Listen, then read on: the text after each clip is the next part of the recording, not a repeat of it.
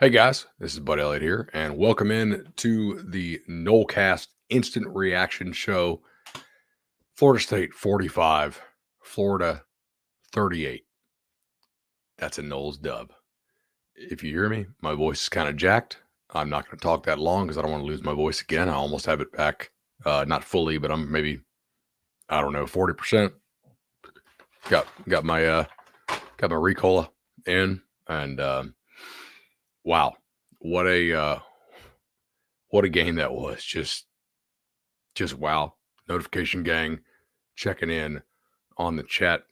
Appreciate all of our sponsors, Tarp and Sellers, Prize Picks, the legendary Home Loans team, Congruity, Charlie Park, Louisiana Hot Sauce. Just an awesome job supporting us. And we really appreciate all y'all hitting us, in the chat here. I'm going to try to give you like 10 minutes on this and then, yeah. All right. Just a win you had to have, right? I mean, no doubt.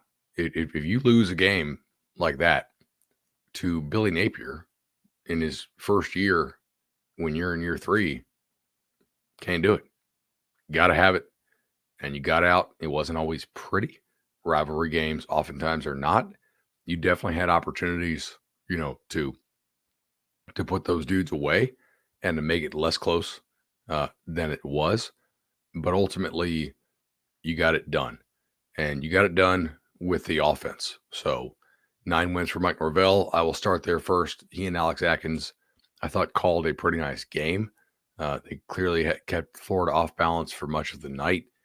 But, some of the most important plays in this game were just Jordan Travis, amazing scrambles out of pressure. I mean, not only did he avoid sacks, he turned, several runs into explosive runs that either went for touchdowns or, went for touchdowns, almost went for touchdowns. That was a real key difference in the game was FSU's ability to convert in some of those long down and distance situations when Florida thought they could get a free rusher with the blitz. And they were right, by the way. I mean, Florida came clean on several of those blitzes on which Jordan makes those huge runs. And that's big time, right? I mean, that is just a special athlete making a special play. And you just get if you're Florida's D coordinator, I don't know what you say. You're like, okay, we got this dude bottled up, or so we thought. He does like a triple Lindy or triple Lundy or whatever it is, probably Lindy, spin move, and just totally nukes him. It was just that was special to see on the night. Jordan 15 for 83, 2 sacks ish. So basically, damn near 100 overall rushing yards if you take out the sacks for him, and you needed every one of them. You really did, and you needed Florida to respect Jordan's legs throughout that second half when Benson was running like he did, and I thought he had some nice runs tonight. I thought he had a couple times when maybe missed a couple of holes, but overall the run game was really a major key for you here, just consistently being able to get chunk yards with the run game. Let's actually look at it. All right, so big plays.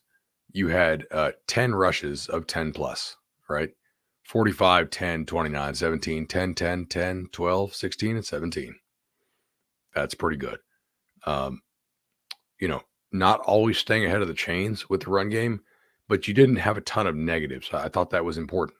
So when you did get behind the chains, it was more of you were behind the chains because you were in 2nd and 9, which is not great, but it's not quite the same thing as being in 2nd and 12. You didn't have a ton of negative runs. Excuse me. So I thought that was really key. All right. Passing wise, and we should probably get back to some of the run stuff. Nice job mixing your stretch play and your counter.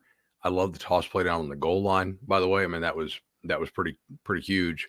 And you set that up. That's clear evidence of Mike and Alex doing their play calling thing. How many times have you seen the ball handed to Pittman in the last 3 weeks? on that jet motion down, especially down the goal line, but also in short yardage.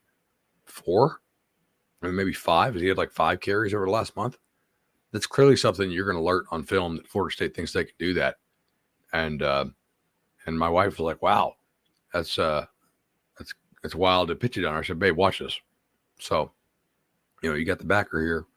He has to pause just a second when you have, that jet screen, that jet motion, because you've shown it in prior games. So, at a time when you absolutely needed it, you pull it out, and it worked for you.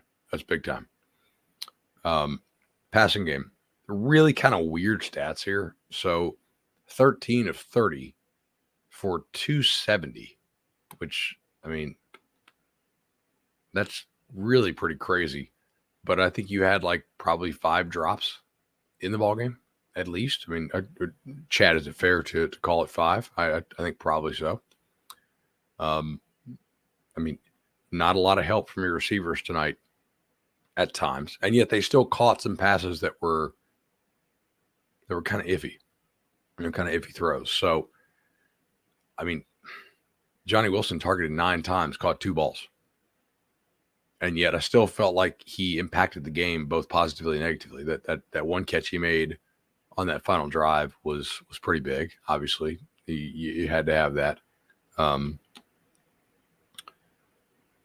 to clean up the drops, but I thought Jordan, for the most part, made pretty good throws, and he made a couple throws where guys had a chance to run with the ball, and he also missed some. Right? I mean, there's the ball down by the goal line to Johnny is underthrown, right? I mean, if that's a good throw, he walks in. So everybody had good, bad. I thought Jordan, though, overall, when you factor in the escapability that he showed and his legs, I mean, that was just huge. It just, how many times did he pick up first downs? All right.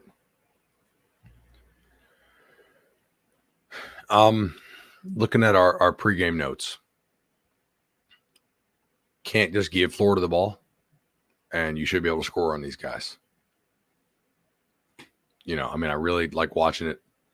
I felt like you could probably go get 50 if you had to have it, right? If Florida had gone down there and scored and you had time left, I still had full confidence you're going to go down there and score, because that's a bad defense. And you have a legitimately good offense. And I feel like that's what you should do to a bad defense, right?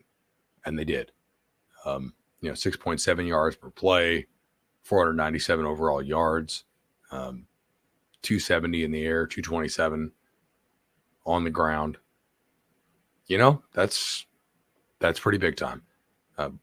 Good mix of play calling, a lot of explosives, and yet it wasn't just all explosives. You also had a decent amount of third down conversion pickups, which I thought was pretty key. I mean, if you look at this, right, you picked up 3rd and 5, 3rd and 11, 3rd and 7, 3rd and 10, 3rd and 7, 3rd and 1. Okay, that's kind of nice to get a break there. 3rd and 11, 3rd and 1, 3rd and 6, 3rd and 3. The issue there is you did not have very many manageable third downs. If I could nitpick one thing of Mike's play calling in this game, and I mean, I really don't want to, because I thought he called a really nice game. A lot of times the second and 10 run to get to 3rd and 8 that's just didn't work. So too many of those for my liking. But other than that, really, really nice job. Shout out to everybody in the chat. I've got like 5 minutes left in me, maybe here. So, and I'm going to go get some sleep. Make sure you check out our SEC pregame show tomorrow for Bama Auburn. It got sold. So we'll be live on Twitter breaking that down. I'll be having a couple like little honey teas, I guess, to make sure my voice is even better than it is now.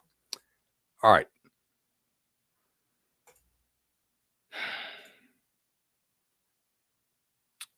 I mean, defense.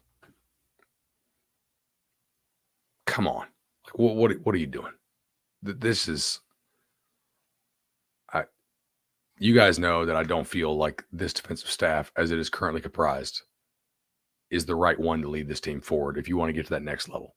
I've said it on the show. I was concerned that the defensive numbers were getting just, kind of inflated by playing a bunch of backup quarterbacks or hurt quarterbacks or both.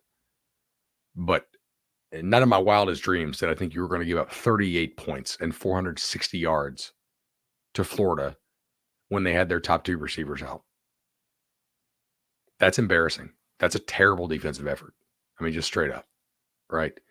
We said in the preview show, or well, my notes, Ingram, talked about it, right? That's a really good offensive line you're going to face. If the receivers are indeed out, you need to force them to work together in concert, right? It'd be nice if you could play some zone. I think it's an indictment that you can't play better zone than you do. You got cooked by Pearsall a number of times. Like that's, I mean, 5 catches for 148. I mean, I'm not going to make my voice go hoarse again, complaining about this defense. That was terrible. You won this game because of the offense, because the defense tried to lose it for you over and over again, repeatedly. I thought they had, like, their scheme-wise, way too many easy bubbles. They're running that duo stuff. I was texting a couple of buddies about this throughout. You did make some nice adjustments in the third quarter. And then I thought Florida adjusted back and really kind of had the chalk there in the fourth. So you basically had 1 good quarter and 3 terrible quarters defensively. I mean, that's honestly, like, with that many receivers out for the Gators, that's an embarrassing effort. And I don't like Cheyenne Brown made a couple plays, which was nice to see in replacing Greg Dent Keem Dent. But just wow. You almost lost this game despite putting up 45 points at 500 yards. And I think it's very fair to question whether all the improvements you made over the last month are BS. Honestly, like, you're better because you got healthier up front. But are you, like, every offense with a pulse has moved the ball with ease on this defense. And you played 5 of them, right? LSU in the first game they were together, 23 points.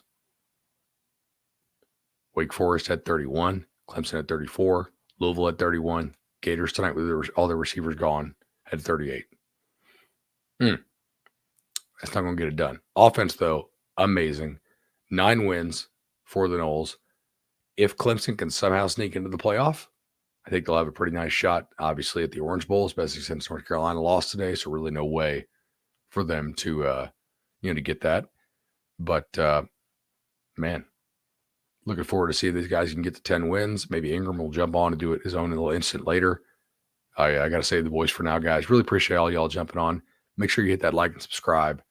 But a nice step forward for this program, honestly, that they played a game they could have lost and didn't. They found a way to pull it out despite, at times, some sloppy play, right? Despite some mental errors, despite at times getting physically beat, despite for long stretches on one side of the ball getting outcoached.